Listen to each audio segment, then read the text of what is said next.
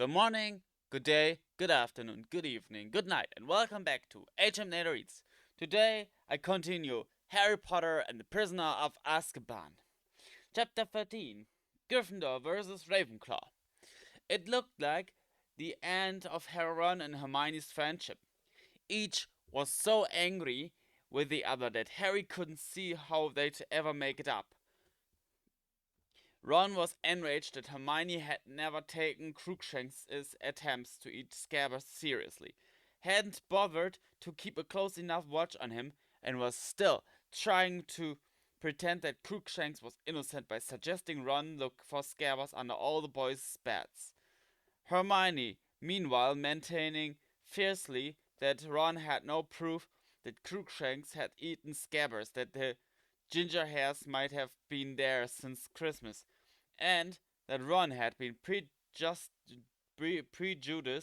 against her cat ever since Crookshanks had landed on Ron's head in the magical menagerie. Personally, Harry was sure that Crookshanks had eaten Scabbers, and when he tried to point out to Hermione that the evidence all pointed that way, she lost her temper with Harry too. Okay, side with Ron. I knew you would, she said surely. First the firebolt, now Scabbers. Everything's my fault, isn't it? Just leave me alone, Harry. I've got a lot of work to do. Ron had taken the loss of his rat very hard indeed.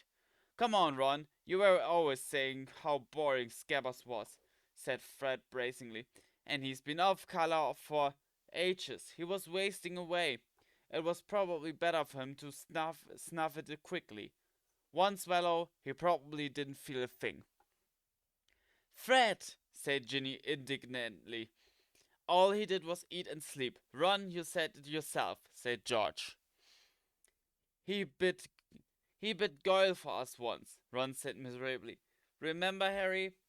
Yeah, that's true, said Harry. His finest hour, said Fred, unable to keep a straight face. Let the scar on Goyle's finger stand as a lasting tribute to his memory. Oh, come on, Ron. Get yourself down to Hogsmeade and buy a new rat. What's the point of moaning? In a last-ditch attempt to cheer Ron up, Harry persuaded him to come along to the Gryffindor team's final practice before the Ravenclaw match, so that he could have a go on the firebolt after they'd finished. This did seem to take Ron's mind off Scabbers for a moment. Brilliant! Can I try and shoot a few goals on it? So they set off for the Quidditch pitch together. Madame Hooch, who was still overseeing Gryffindor practices to keep an eye on Harry, was just as impressed with their firebolt as everyone else had been. She took it in her hands before take-off and gave them the benefit of a professional opinion. Look at the balance on it. If the Nimbus series has a fault, it's the slightest to the tail end. You often find they develop a drag after a few years. They've updated the handle too. A bit slimmer than the clean sweeps. Reminds me of the old silver arrows. A pity they've stopped making them. I learned to fly on one, and a very fine old broom it was too. She continued in this vein for some time until Wood said, Madame Hooch, is it okay if Harry has the firebolt back? Only we need to practice. Oh, right. Here you are then, Potter, said Madame Hooch. I'll sit over here with Weasley. She and Ron left the pitch to sit in the stadium, and the Gryffindor team gathered around Wood for his final instructions for tomorrow's match. Harry, I've just found out who Ravenclaw are playing as Seeker. It's Cho Chang. She's a fourth year, and she's pretty good. I really hoped she wouldn't be fit. She's had some problems with injuries. Wood scolded his displeasure that Cho Chang had made a full recovery, then said, on the other hand, she rides a Comet 260, which is going to look like a joke next to the firebolt. He gave Harry's broom a look of fervent admiration, then said, okay, everyone, let's go. And at long last, Harry mounted his firebolt and kicked off from the ground. It was better than he'd ever dreamed. The firebolt turned with the lightest touch. It seemed to obey his thoughts rather than his grip. It sped across the pitch at such speed that the stadium turned into a green and grey blur. Harry turned it so sharply that Alicia Spinett screamed. Then he went into a perfectly controlled dive, brushing the grassy pitch with his toes before rising 30, 40, 50 feet into the air again. Harry, I'm letting the snitch out, Wood called.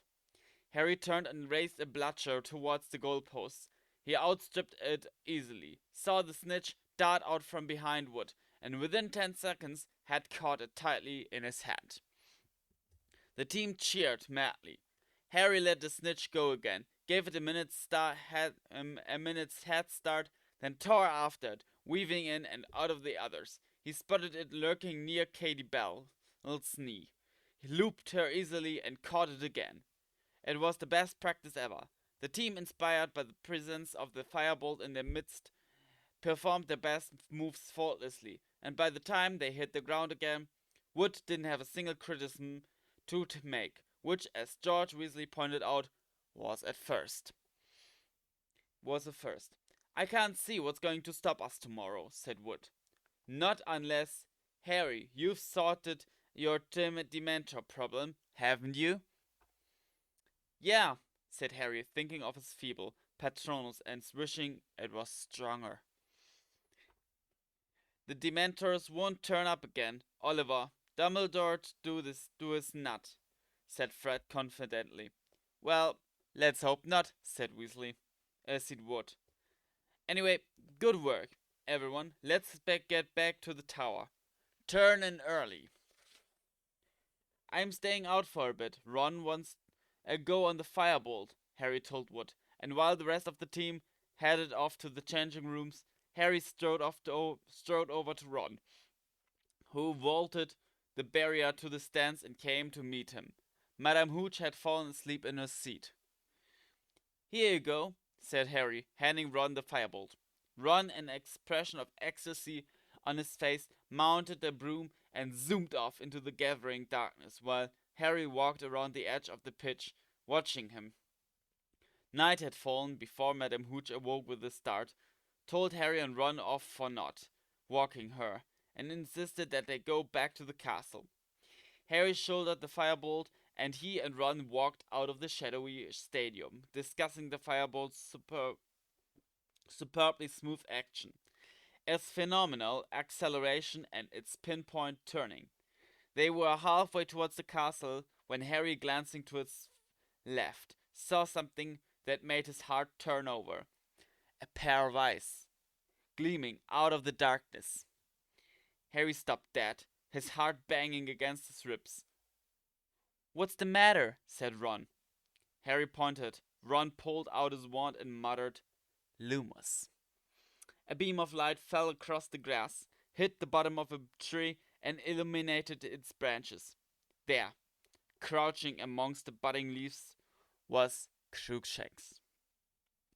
Get out of it! Ron roared, and he stooped down and seized a stone lying on the grass. But before he could do anything else, Crookshanks had vanished with one swish of his long ginger tail. See? Ron said furiously, chucking the stone down again. She's still letting him wander about, wherever he wants. Probably washing down Scabbers with a couple of birds now. Harry didn't say anything. He took a deep breath as relief seeped through him. He had been sure for a moment that those eyes had belonged to the Grim. They set off for the castle once more.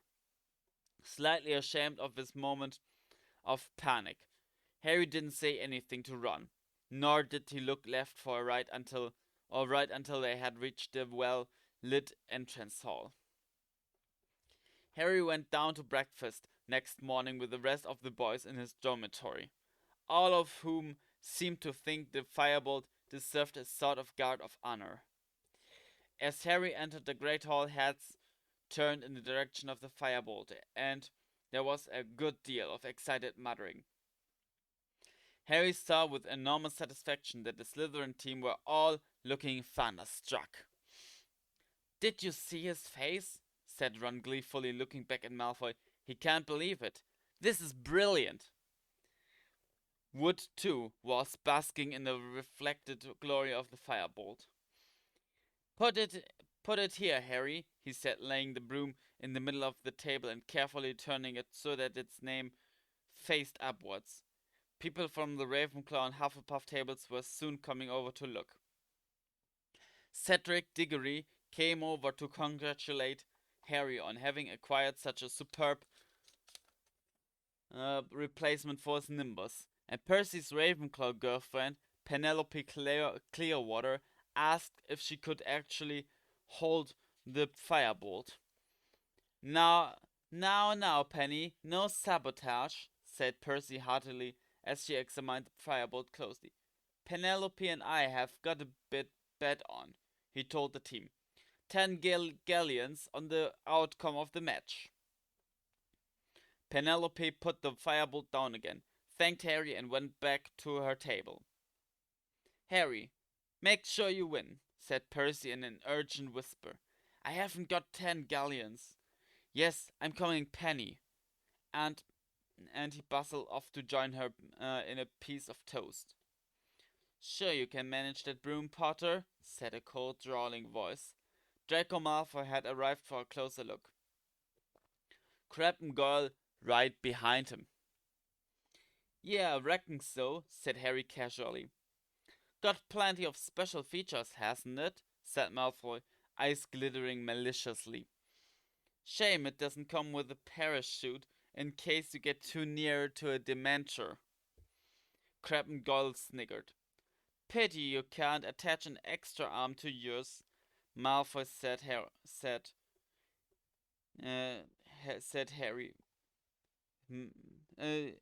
"Pity you can't attach an extra arm to yours, Malfoy," said Harry. "Then it could catch the snitch for you." The Gryffindor team laughed loudly. Malfoy's pale eyes narrowed and he stalked away. They watched him rejoin the rest of the Slytherin team, who put their heads together, no doubt asking Malfoy whether Harry's broom really was a firebolt. At a quarter to 11, the Gryffindor team set off for the changing rooms. The weather couldn't have been more different from their match against Hufflepuff. It was a clear, cool day with a very light breeze. There would be no visibility problems this time, and Harry, though nervous, was starting to feel the excitement only a Quidditch match could bring. They could hear the rest of the school moving into the stadium beyond. Harry took off his black school robes, removed his wand from his pocket, and stuck it inside the t-shirt he was going to wear under his Quidditch robes. Sorry. He only hoped he wouldn't need it. He wondered suddenly whether Professor Lupin was in the crowd watching. "You know what we've got to do," said Wood, as they prepared to leave the changing rooms. "If we lose this match, we are out of the running. Just fly like you did in practice yesterday, and we'll be okay." They walked out onto the pitch to tumultuous applause. The Ravenclaw team, dressed in blue, were already standing in the middle of the pitch. Their Sika Cho Chang was the only girl in their team. She was shorter than Harry, by about a head, and Harry couldn't help noticing, nervous as he was, that she was extremely pretty. She smiled at Harry as the teams faced each other behind the captains, and he felt a slight jolt in the region of his stomach that he didn't think had anything to do with his nerves. "Wood, Davis, shake hands." "Wood, Davis, shake hands," Madame Hooch said briskly, and Wood shook hands with the Ravenclaw captain. "Mount your brooms. On my whistle. 3, 2, 1. Harry kicked off into the air, and the firebolt zoomed higher and faster than any other broom. He soared around the stadium and began squinting around for the snitch, listening all the while to the commentary, which was being provided by the Weasley twins friend Lee Jordan. They're off, and the big excitement this match is the firebolt which Harry Potter is flying for Gryffindor. According to Witch Broomstick, the firebolt's going to be the broom of choice for the national teams at this year's World Championship. John, would you mind telling us what's going on in the match? Interrupted Professor McGonagall's voice. Right, you are, Professor. Just giving a bit of background information. The firebolt incidentally has a built-in auto brake and Jordan. Okay. Gryffindor in possession. Katie Bell of Gryffindor heading for goal. Harry streaked past Katie in the opposite direction, gazing around for a glint of gold, and noticing that Cho Chang was tailing him closely. She was undoubtedly a very good flyer. She kept cutting across him, forcing him to change direction. Show her your acceleration, Harry, Fred yelled as he whooshed past in pursuit of a bludger that was aiming for Alicia. Harry urged the firebolt forward as they rounded the Ravenclaw goalposts, and Cho fell behind. Just as Katie succeeded in scoring the first goal of the match, and the Gryffindor end of the pitch went wild, he saw it. The snitch was close to the ground, flitting near one of the barriers. Harry dived. Cho saw what he was doing and tore after him. Harry was speeding up, excitement flooding him. Dives were his speciality. He was 10 feet away. Then a bludger hit by one of the Ravenclaw beaters came pelting out of nowhere. Harry veered off course, avoiding it by an inch, and in those few crucial seconds the snitch had vanished. There was a great "oh" of disappointment from the Gryffindor supporters, but much applause for their beater from the Ravenclaw end. George Weasley vented his feelings by hitting the second bludger directly at the offending beater, who was forced to roll right over in midair to avoid it. Gryffindor lead by 80 points to 0, and look at that firebolt go. Potter's really putting it through its paces now. See it turn. Chang's comet is just no match for it. The firebolt's precision balance is really noticeable in these long. Jordan, are you being paid to advertise firebolts? Get on with the commentary. Ravenclaw were pulling back. They had now scored 3 goals, which put Gryffindor only 50 points ahead. If Cho got the snitch before him, Ravenclaw would win. Harry dropped lower narrowly, avoiding a Ravenclaw chaser, scanning the pitch frantically. A glint of gold, a flutter of the tiny wings. The snitch was circling the Gryffindor goalpost. Harry accelerated, eyes fixed on the speck of the gold ahead. But next second Cho had appeared out of thin air, blocking him. Harry, this is no time to be a gentleman, Wood roared as Harry swerved to avoid a collision. Knock her off her broom if you have to. Harry turned and caught sight of Cho. She was grinning. The snitch had vanished again. Harry turned his firebolt upwards and was soon 20 feet above the game. Out of the corner of his eye, he saw Cho following him. She'd decided to mark him rather than search for the snitch herself. Right then, if she wanted to tail him, she'd have to take the consequences. He dived again, and Cho, thinking he'd seen the snitch, tried to follow. Harry pulled out of the dive very sharply. She hurtled downwards. He rose fast as a bullet once more, and then saw it for the third time. The snitch was glittering way above the pitch at the Ravenclaw end. He accelerated so many feet below did Cho. He was winning, gaining on the snitch with every second. Then, "Oh!" screamed Cho, pointing. Distracted, Harry looked down. 3 Dementors, 3 tall black hooded Dementors, were looking up at him. He didn't stop to think. Plunging a hand down the neck of his robes, he whipped out his wand and roared, "Expecto Patronum!" Something silver-white, something enormous erupted from the end of his wand. He knew it had shot directly at the Dementors, but didn't pause to watch his mind, still miraculously clear. He looked ahead. He was nearly there. He stretched out the hand, still grasping his wand, and just managed to close his fingers over the small struggling snitch.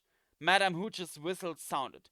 Harry turned around in midair and saw 6 scarlet blurs bearing down on him. Next moment the whole team were hugging him so hard he was nearly pulled off his broom. Down below he could hear the roars of the Gryffindors in the crowd. That's my boy, Wood kept yelling. Alicia, Angelina, and Katie had all kissed Harry, and Fred had him in a grip so tight Harry felt as though his head would come off. In complete disarray, the team managed to make its way back to the ground. Harry got off his broom and looked up to see a gaggle of Gryffindor supporters sprinting onto the pitch. Ron in the lead. Uh, Ron in the lead. Before he knew it, he had seen engulfed by the cheering crowd. Yes! Ron yelled, yanking Harry's arm into the air. Yes! Yes! Well done, Harry, said Percy, looking delighted. 10 galleons to me must find must find Penelope. Excuse me. Good on you, Harry, roared Seamus Finnegan. Ruddy brilliant, boomed Hagrid over the heads of the milling Gryffindors. There was quite some Patronus, said a voice in Harry's ear. Harry turned around to see Professor Lupin, who looked both shaken and pleased. The Dementors didn't affect me at all, Harry said excitedly. I didn't feel a thing. That would be because they, weren't Dementors, said Professor Lupin. Come and see. He led Harry out of the crowd until they were able to see the edge of the pitch. You gave Mr. Malfoy quite a fright, said Lupin. Harry stared, lying in a crumpled heap on the ground were Malfoy, Crabgoyle, and Marcus Flint, the Slytherin Black, uh, the, Slith- the Slytherin team captain, all struggling to remove themselves from long black hooded robes. It looked as though Malfoy had been standing on Goyle's shoulders, standing over them with an expression of the most of the utmost fury on her face. Standing over them with an expression of the utmost fury on her face was Professor McGonagall. An unworthy trick, she was shouting. A low and cowardly attempt to sabotage the Gryffindor Seeker. Detention for all of you and 50 points from Slytherin. I shall be speaking to Professor Dumbledore about this. Make no mistake. Here he comes now. If anything could have set the seal on Gryffindor's victory, it was this. Ron, who had fought his way through to Harry's side, doubled up with laughter as they watched Malfoy fighting to extricate himself from the rope, Goyle's head still stuck inside it. Come on, Harry, said George, finding his way over. Party! Gryffindor common room, now! Right, said Harry, and feeling happier than he had done in ages. He and the rest of the team led the way, still in their scarlet robes, out of the stadium and back up to the castle. It felt as though they had already won the Quidditch Cup. The party went on all day and well into the night. Fred and George Weasley disappeared for a couple of hours and returned with armfuls of bottles of butterbeer, pumpkin fizz, and several bags full of honeydukes sweets. How did you do that? Squealed Angelina Johnson as George started throwing peppermint toads into the crowd. With a little help from Moony, Wormtail, Pet Food, and Prongs, Fred muttered in Harry's ear. Only one person wasn't joining in the festivities. Hermione, incredibly, was sitting in a corner attempting to read an enormous book entitled Home Life and Social Habits of British Muggles. Harry broke away from the table where Fred and George had started juggling butterbeer bottles and went over to her. Did you even come to the match? He asked her. Of course I did, said Hermione, in a strangely high-pitched voice, not looking up, and I'm very glad we won, and I think you did really well, but I need to read this by Monday. Come on, Hermione, come and have some food, Harry said, looking over at Ron and wondering whether he was in a good enough mood to bury the hatchet. I can't, Harry. I've still got 422 pages to read, said Hermione, now sounding slightly hysterical. Anyway, she glanced over at Ron, too. He doesn't want me to join. There was no arguing with this, as Ron chose that moment to say loudly, if Scabbers hadn't just been eaten, he could have had some of these fudge flies. He used to really like them. Hermione burst into tears. Before Harry could say or do anything, She had tucked the enormous book under her arm and still sobbing run towards the staircase into the girls' dormitories and out of sight. Can't you give her a break? Harry asked Ron quietly. No, said Ron flatly. If she just acted like she was sorry, but she'll never admit she's wrong. Hermione, she is still acting like Scabbers has gone on holiday or something.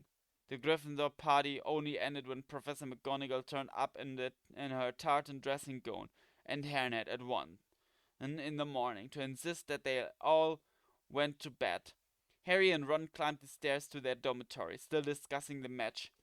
At last, exhausted, Harry climbed into bed, twitched the hangings of his four-poster shut to block out a ray of moonlight, lay back and felt himself almost instantly drifting off to sleep.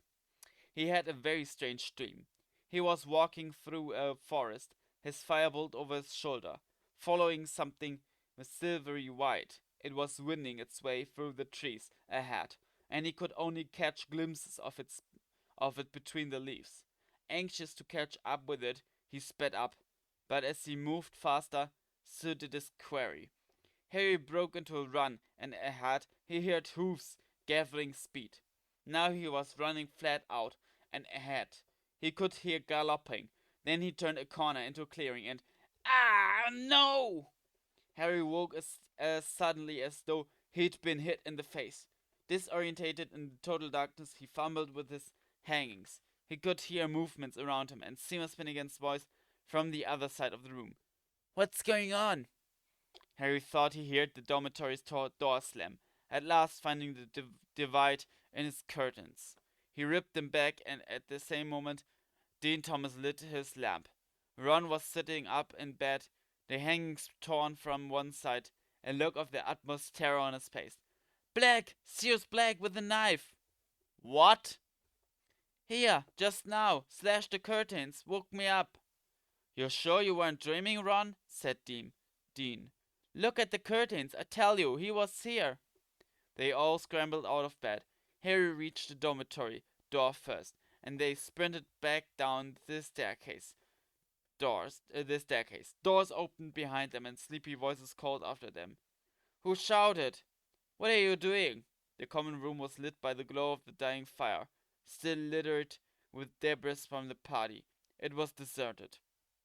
Are you sure you weren't dreaming, Ron? I'm telling you, I saw him. What's all the noise? Professor McGonagall told us to go to bed. A few of the girls had come down the staircase, pulling on dressing gowns and yawning. Boys, too, were reappearing. Excellent. Are we carrying on? Excellent. Are we carrying on? Said Fred Weasley brightly. Everyone, back upstairs, said Percy, hurrying into the common room and pinning his head boy badge on to his pajamas as he spoke. Sirius Black, said Ron faintly, in our dormitory, with a knife, woke me up. The common room went very still. Nonsense, said Percy, looking startled. You had too much to eat, Ron. Had a nightmare. I'm telling you. Now, really enough. Really, enough's enough. Professor McGonagall was back. She slammed the portrait behind her as she entered the common room and started furiously around. I am delighted that Gryffindor won the match, but this is getting ridiculous. Percy, I expected better of you.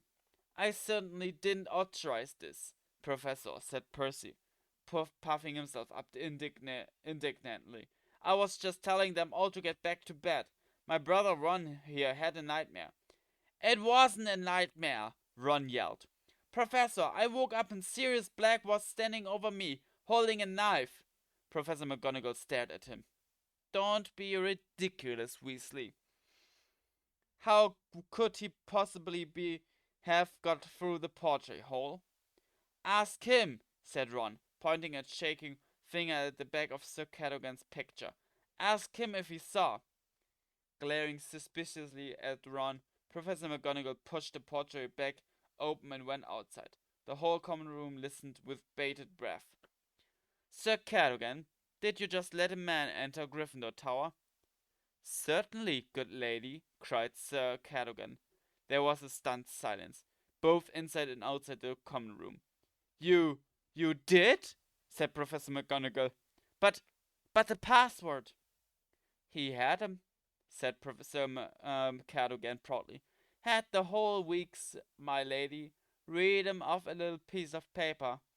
Professor McGonagall pulled herself back through the porthole to face the stunned crowd. She was white as chalk. Which person, she said, her voice shaking, which abysmally foolish person wrote down this week's passwords and left them lying all around? There was utter silence, broken by the smallest of terrified squeaks. Neville Longbottom, trembling from head to fluffy slippered toes, raised his hand slowly into the air. Okay, what happens to poor Neville Longbottom? That you'll see next time. Till then, see ya.